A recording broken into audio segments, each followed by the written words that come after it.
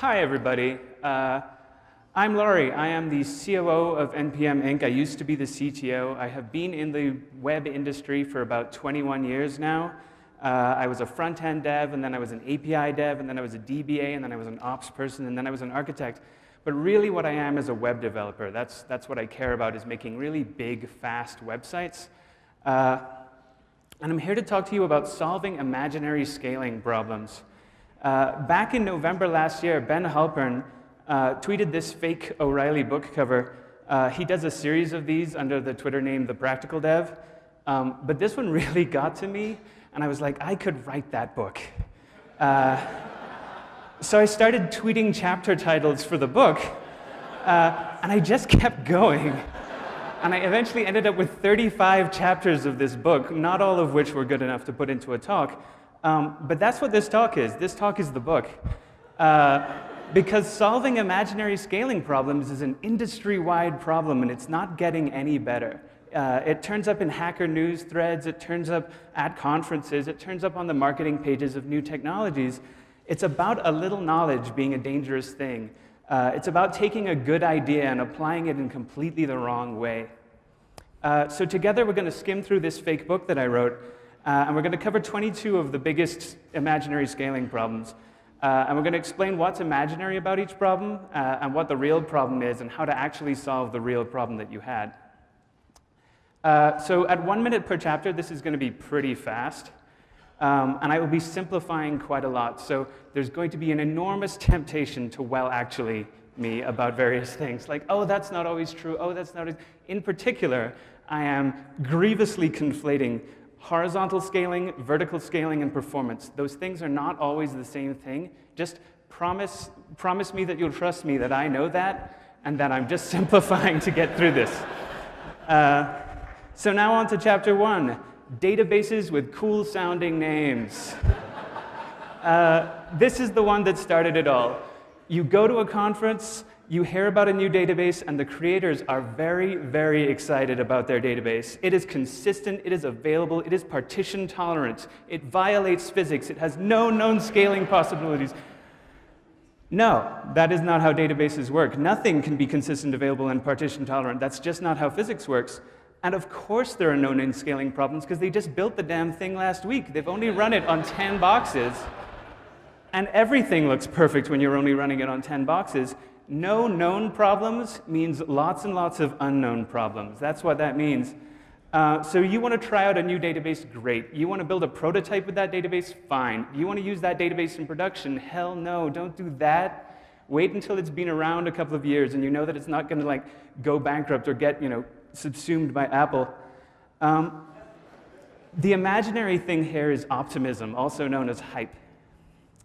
So this gets the novelty badge. You hear that something exists, you decide that it solves your problem for no reason, but it doesn't. It's just new and fun. So everybody gets a badge. I made these. I drew them myself. I think you can probably tell. So chapter 2, minifying the JavaScript of your order n-cubed to-do list. I love that the previous speaker set me up so well. This is perfect, because he was literally using the order n-cubed to-do list. Let's break this down. Order n-cubed is a fancy computer science-y way of saying inefficient. If you have n things and your algorithm takes n seconds to finish, like you have 5 things and it takes 5 seconds to finish, then your algorithm is order n, and that's fine. If it's order n squared, then your 5 things will take 25 seconds to finish, and that's not so good. N cubed will take 125 seconds. It's just unbearably slow. So don't do that. And here you run into minifying. Minifying is a well-known performance enhancement. Our app is slow. Minifying makes things faster. If I add minifying to the slow app, that will make it faster, right? Minifying takes your gigantic-ass JavaScript file and it crams it down so that it takes less time to transmit, which means that it gets there faster. It gets to the browser faster and it starts executing sooner, so that your app seems to run faster because it's not waiting for this JavaScript to arrive. But if your app is order n-cubed, that's going to make almost no difference, right? It's going to take 0.2 seconds instead of 1 second to start, and then it's going to take 125 seconds to run. It'll make almost no difference. So this gets the missing the point badge. Minification works really well if transmit time is a big chunk of your performance, but if your application is order n cubed, transmit time is not going to be part of your performance. So, on to chapter 3, putting a Node.js proxy in front of your COBOL backend. I tweeted about this, and like an actual COBOL fan started tweeting at me about how pleased he was to be that I was addressing the performance problems in COBOL. If you've got a bunch of old, slow, janky APIs and your team hates working with them, you can put together a nice new Node.js sort of cover on top of those APIs, and your team will love you for it because those new APIs will be nice to use, and they will write code faster because they don't have to be constantly dealing with the old APIs. They'll write code faster, but the code isn't going to run any faster, right? It's not going to help you scale because putting a server in front of another server is usually only going to slow it down. I mention this one all the time because people who are sort of selling Node to the enterprise talk about how Node is so fast, and Node is pretty fast, but not if you use it as a proxy in front of a slow server, right? Node's not going to speed up your COBOL. So Node.js proxies gets the so close badge because it definitely helps something, but it's just not the thing that you are actually trying to fix. Chapter 4 is fuck it, let's use BitTorrent for everything. I checked a lot of times that everybody was going to be OK with me using endless profanity through this talk, so if you missed the opportunity to vote on whether or not I say fuck every fifth word, I'm sorry. You've probably heard of BitTorrent. You've probably used it to download, Linux distros. BitTorrent is an awesome protocol that maximizes throughput. That's what it does. You've got a giant movie file, Linux distro, and tons of people want to watch the movie, Linux distro. They fire up BitTorrent, and they get that movie file, Linux distro, really, really fast. Periodically, people suggest using BitTorrent to scale other things, like web servers or the NPM registry, for instance, because BitTorrent does scale, right? It's distributed. It goes everywhere. But it's great for moving very big files quickly, but the thing about BitTorrent is it spends the first 30 seconds checking the entire internet for peers to work with, and that 30 seconds as overhead is sort of immovable. It always takes 30 seconds. So it can't work for websites because nobody's going to wait around 30 seconds for their website to start downloading. Literally nobody would do that. And if every NPM package took 30 seconds to start downloading, that would be 50 times slower than the way NPM works right now. So this gets the novelty badge. It's fun, but probably not the solution to your problem. Chapter 5 is running exactly the same software, but in Docker. Docker is the hottest technology right now. Everyone is containerizing their shit, making it scale. It's going to be great. Here's what containerization does. Containerization lets you quickly spin up and spin down a service because it's in a tiny little container. So if what you need to do to scale to deal with a load spike is spin up 50 extra copies of your application very, very quickly, then Docker's going to work for you. If you're doing a test suite where you need to spin up and spin down copies of your application to run the test really fast, then Docker is for you. But if you're trying to make your application faster in some way, Docker has nothing to do with that. In fact, Docker is probably going to make your application slower. And if your architecture has problems, Docker's just not related to that at all. You can't just cram a crappy architecture into a Docker container and it magically gets better. But the process of getting it to run in Docker is going to be super fun because Docker is super fun to play with. And this is the insidious imaginary scaling trap that we fall into. It feels productive. So it gets the rearranging the deck chairs on the Titanic badge. Because you don't know what to do to make this app scale, so you just did a thing and hope that that thing helps somehow. It's not related at all. Which takes us to chapter 6. Splitting everything into 35 microservices all maintained by the same person. You've probably heard about microservices. And service-oriented architecture and how they move fast and be agile. That's awesome. And that is all true. But it is important to understand why microservices work, why they help. Microservices are a thing that helps your team scale. If you have a really big app, and you needed everybody in that team to understand every part of that app, that was going to be really hard to do. So instead, you split your app into 35 things, and each person can understand one tiny part of the app, and you only need one person who understands how all those parts fit together. They don't need how to understand each bit works. Suddenly, everybody has a simpler job. And because everybody has a simpler job, they make mistakes less often. And because they make mistakes less often, they go faster. That's how microservices help your team move faster. So if you did that, if you split your app into 35 things and then gave all of those things to one person, you've made that person's job much harder, right? They had an app, and now they have 35 apps. It's not helping at all. So this gets another missing the point badge. Chapter 7 is 300% performance boost by deleting data validity checks. And this gets a new badge. This gets the 100 badge because this fucking works. You know how to go faster? Do less stuff. Doing less stuff is always faster than doing more stuff. And a great way to do less stuff is to be less accurate. Just throw accuracy out the window. If you've got 1 billion events happening a day, and you eliminate a data validity check, and eliminating that data validity check makes everything go twice as fast, and the result of eliminating that check is that 100 things a day go wrong, you have 1 billion things. You probably don't care that 100 of them are wrong. That's not going to bother anybody. Where this becomes an imaginary scaling problem is when people try to do this in a situation where accuracy does matter, right? It's easy to be fast and wrong, and if you can get away with it, I encourage you to do so. But if you need to be 100% correct, prepare to be slower. Chapter 8 is, fuck it, let's use the blockchain for everything.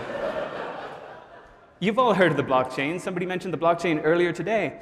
It's that thing that they use to run Bitcoin and all of those other coins and initial coin offerings, which is definitely not a bubble that is going to destroy the economy. The blockchain is great stuff, and I genuinely mean that. It is a distributed database that nobody controls that lets you prove that things are true in a very hard-to-fake way. That's useful if you're running a currency, not so much with Bitcoin because it has trouble at very high transaction rates. But what the blockchain is really good at is lower transaction stuff, where provability is still a very key feature, like X signed this contract, or Y created this photo. You know for sure that they created this photo because they put the photo into the blockchain, and that proves forever that they were the first person to have that photo. That's a great use of the blockchain. But if you want a distributed database, if you want a general-purpose distributed database, the blockchain is not the thing that you want. And there are way more efficient options. So that gets the novelty badge. Chapter 9 is using protobufs to poll 300 times per second. Got one laugh from a Googler. So say you have an HTTP API with a JSON payload, and it's too slow. There's this thing called protocol buffers, or protobufs. It is a super efficient binary protocol, and it is awesome. It makes things really, really efficient on the network, and that makes stuff faster. But hang on, why are you polling 300 times per second? Almost nothing changes 300 times per second, and if something did change that often, it would be way more efficient to use an event streaming API than it would be to use a polling model. This is how imaginary problems start. You start with a bad architectural decision, and you try to scale by getting better at that dumb idea. Whereas if you just changed to some other more efficient solution, some more suitable solution for this problem, you'd get a lot more efficient without having to go to enormous technical lengths. The imaginary problem here was that you had a hard problem. You didn't, and very few people do. Most stuff that you build in your career has already been built, and that's great. So you should solve the actual hard problems in your application and reuse simple solutions whenever you can. Chapter 10 is put a cache on it. Caching is an excellent way to scale. It is also a great performance boost. Caching works a lot of the time, so cache the fuck out of everything. It's fantastic, but it doesn't work all the time. If your app is super slow, caching is going to make the second hit faster, but that first hit is still going to be painfully slow, and probably no one's going to like using your app. The other way this manifests is people slapping their entire app behind a CDN. CDNs are an excellent way to scale, but only if what you're serving can be cached, which is a thing that a surprising number of users of CDNs sort of ignore. If it's a content site, if you're the New York Times, then a CDN is going to do really great wonders for your performance. But if you're a messaging app, every message is individual, every message is unique. You can't cache them. Putting your app behind a CDN isn't going to help at all. It's probably just putting a proxy in place that's making it slower, in fact. So the imaginary part here is thinking that because caching is a great solution a lot of the time, it's a great solution all of the time.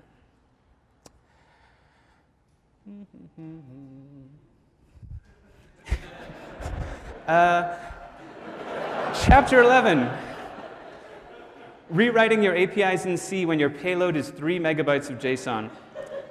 So you've built a service, and it's starting to get busy, and things are beginning to slow down. You've got a scaling problem that is also a performance problem. First off, can you just buy more boxes? Because buying boxes, buying more hardware, is nearly always going to be cheaper than hiring a developer or spending a developer's working time making your app faster. Boxes are really cheap, and developers are really expensive. But say that you've tried that, and you've got 50 boxes running, and stuff is still super slow. You've got to rewrite the API so that it's faster. That's an OK thought. But the next thing you go to is, and so I'll rewrite the API in a faster language. No, because lots of things make APIs slow, and one of them is network transit time. So if your API response is 3 megabytes of JSON, it's just going to take a certain amount of time to send that much JSON around, right? It's going to take a certain amount of time to parse that much JSON. It's just a lot of JSON. So you can just change what the API does. Make the API response smaller, make it more efficient, and you don't have to rewrite the whole damn thing. The imaginary part here was that you were thinking that your API response was fixed, but you control the API, so you can make your app faster again without having to go to enormous architectural lengths. Chapter 12 is, fuck it, let's rewrite it and go. Often follows chapter 11. So you've been rewriting your app for a while, and it's slow. The code is a massive technical debt, so you hate it, and it's slow. You decide to rewrite in a faster language. Here's the thing about Go. Go is nice. It is compiled, and it's fast. It is much faster than JavaScript. If absolute raw performance is your problem, then Go is great. You get a team together, you build a prototype, you take your 3 most popular API calls, you rewrite them in Go, and it is fast. Everything is perfect. You can declare victory, except here's the imaginary part. You had technical debt. The performance problem wasn't caused by the language. It was caused by the technical debt. If you rewrote this thing in any language, it would go faster. If you rewrote this thing in the same language, it would go faster, because the technical debt was the problem. And now you have some new problems, because now your app is written in 2 languages. So you either have to maintain them both and duplicate logic between these 2 code bases, which is a gigantic pain, or you have to rewrite the other 20 API calls in the old app into the new app, and that is going to take a long-ass time. So rewrites are very seldom as productive as a judicious refactor. But they're way more fun. And again, that's why we fall into this trap. That's why you let your imagination run away with you. So this was perfect because you just asked a question about it like 10 minutes ago. Optimizing your pings while hosting 300 megabyte video ads. If you've ever built an ad-supported site, you know this pain. You're a diligent web developer. You care about web performance. So you minimize your JavaScript. You use the smallest framework you can find. You render server-side to optimize time to first render. You gzip the hell out of everything. And it's all behind a CDN. And then at the very last second, you slap in a JavaScript tag, which creates an iframe, which creates an iframe, which creates 15 more iframes, which loads a 300 megabyte video ad. And suddenly, your user experience has gone completely to hell. Because ads are often terrible, and the person who can fix this isn't you. The person who can fix this is your sales department, which is exactly what Lon was just saying. And you can justify this with numbers. That link is to a study which shows that if your page takes 4 seconds to load, and you can get it down to 2 seconds, twice as many people will see that page. So if you're having a conversation with your sales department where you're like, OK, well, this terrible ad will be seen by half as many people than this slightly less, this slightly cheaper ad will be seen by twice as many people, you can say, we'll make more money with the cheaper, faster ad, and your sales department will agree with you. Your sales department is not the enemy. Chapter 14 is blaming everything on the last person to quit. And this obviously gets the 100, because this works perfectly. The performance is shit. It was definitely that last person's fault. It is going to take us 3 weeks to clean up all of the shit that that person did.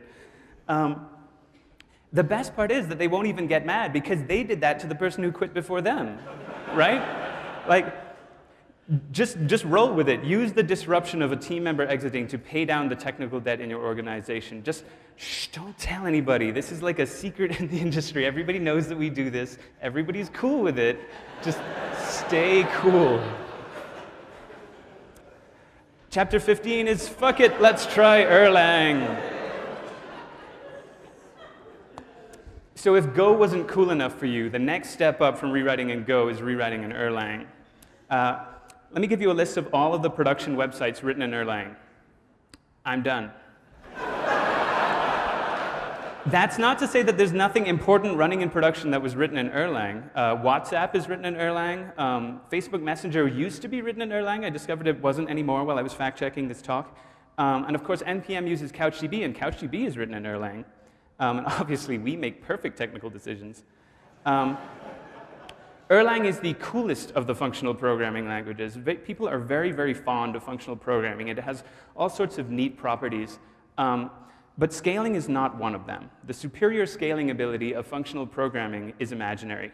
I'm not saying that functional programming doesn't scale. I'm just saying that it doesn't necessarily scale better than any other way of programming. It's just another way of programming. A crappy architecture that's written in a functional way and a crappy architecture that's written in any other way is still a crappy architecture.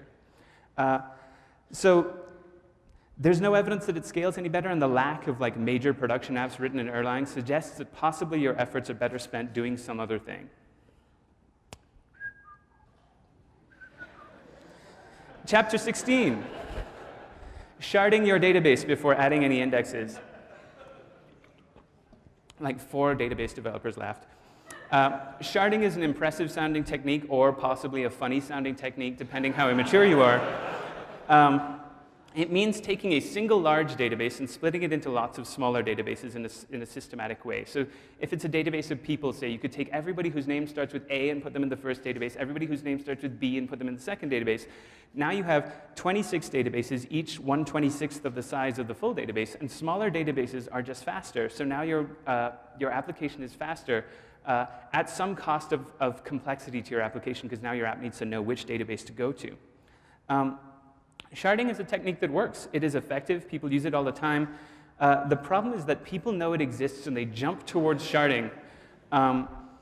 They jump to it before they do basic stuff, like just writing better queries or adding indexes to their database. There's some enormous percentage of databases running on Heroku that have no indexes at all. And while we're talking about databases, let's go to chapter 17.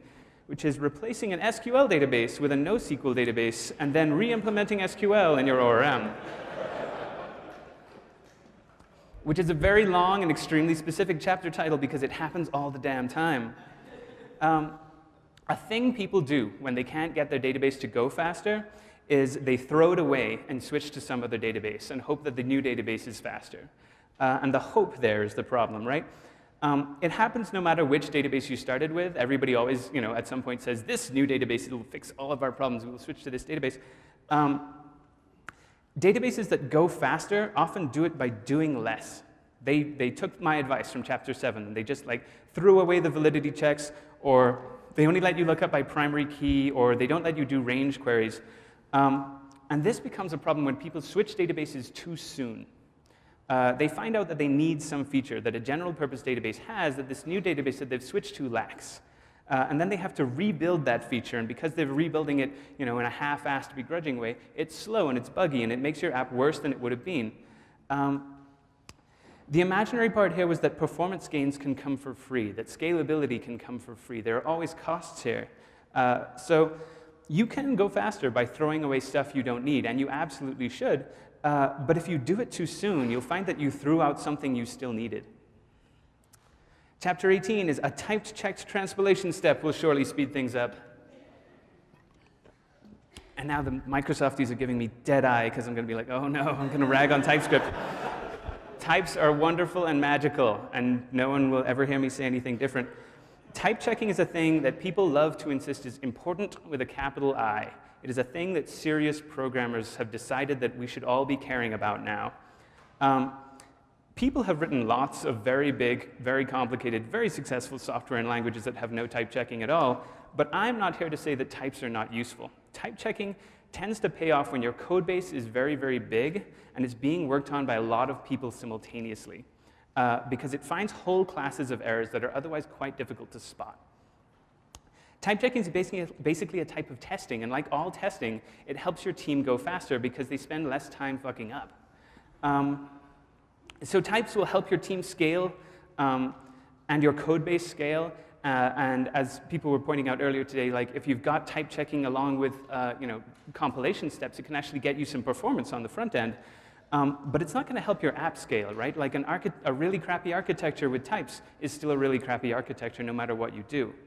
And it is a shame when people are trying to evangelize type checking, sort of overreach and claim it helps your app scale. It doesn't automatically help your app scale. It's not fairy dust that you can sprinkle onto everything and make it better. Chapter 19 is, fuck it, let's use a bloom filter. Bloom filters are an amazing technology.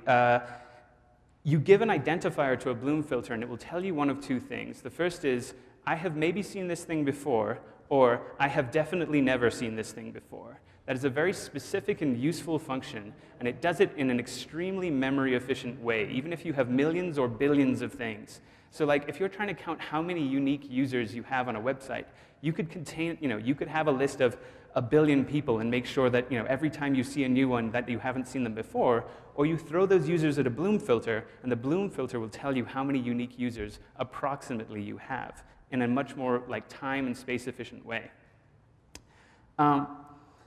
But the thing about bloom filters is that I've been writing code for 21 years, and I've never used a bloom filter. In fact, I've never even seen anyone use a bloom filter. I know that they exist, and I know that people use them, but very few people operate at the kind of scale where a bloom filter is going to be at all useful to you. So the imaginary part here is, if you think that you need a bloom filter, you're probably imagining it.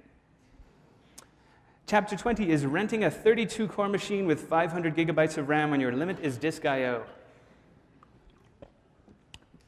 Earlier, I mentioned that you can scale by buying more hardware, and you should absolutely scale by buying more hardware if that is a thing that you can possibly get away with because it's so much cheaper. But you can't just buy any hardware, right? You can't just automatically scale up to the next size on Amazon and hope that's going to fix everything, because hardware has lots of axes on which it varies. And you have to know what the bottleneck is. You have to know what it is that you're fixing. So if you size up to the next box size on Amazon, you're probably going to fix your scaling problem if your problem is processor or memory, but not if it's disk I/O, and disk I/O is very often the problem. If you're on Amazon, you're using EBS and it's not I/O optimized, that's almost certainly your problem. So your hardware requirements can't be imaginary. You can't just sort of like pay more and hope, much as that is convenient and easy to do. Chapter 21, we are nearly at the end, thank you all.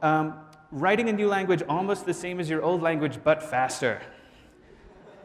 Once upon a time, a kid called Mark Zuckerberg built a PHP app, and it accidentally became the single largest web application in the entire world.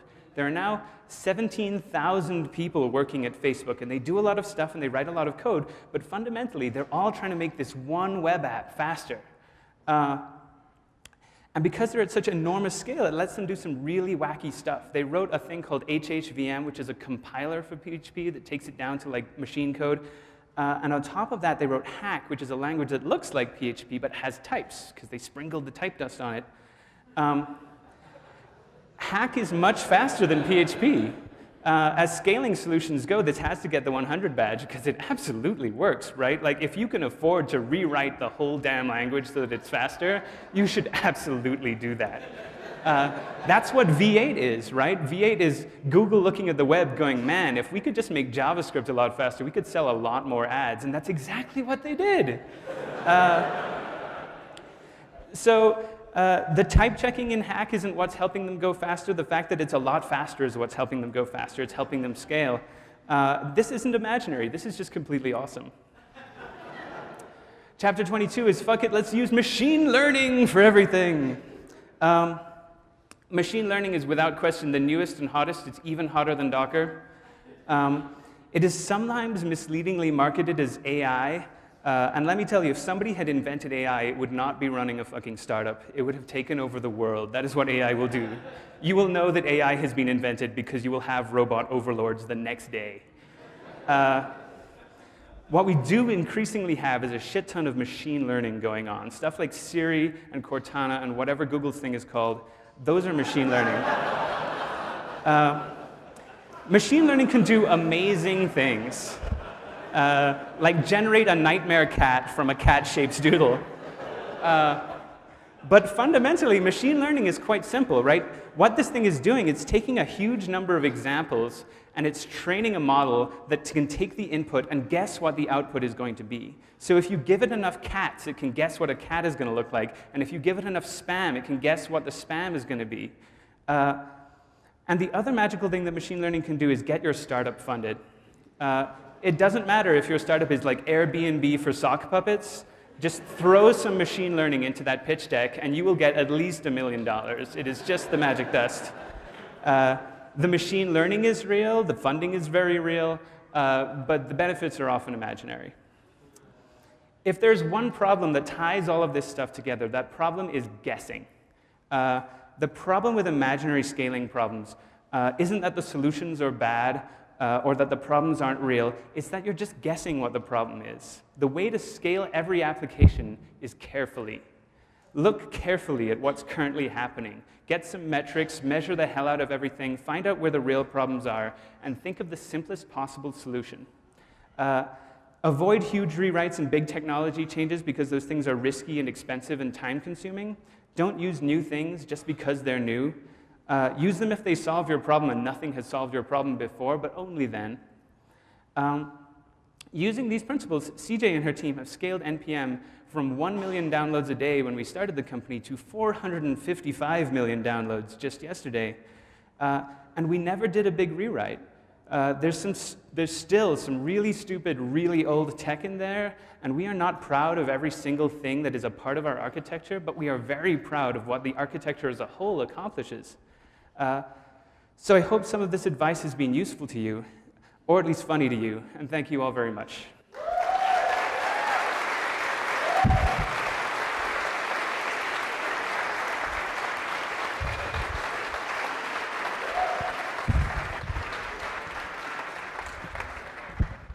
Whew.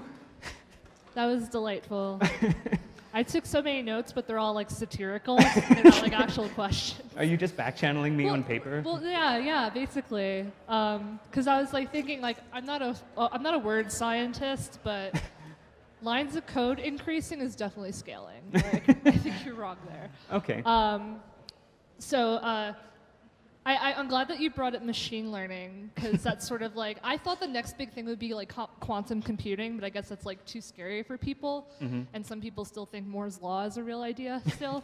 Have you ever considered like how NPM can incorporate machine learning into its stack? I mean, I make fun of it, but NPM is literally incorporating machine learning right now because we have like 8 million users now, which is, it's sort of a new inflection point we've hit where like the percentage of those people who are just like incorrigible griefers who will just mess up everything is large enough that like it's becoming a constant battle. So it's not done yet, but we are applying machine learning to detect when a sign-up is a spammer and when a new package is spam.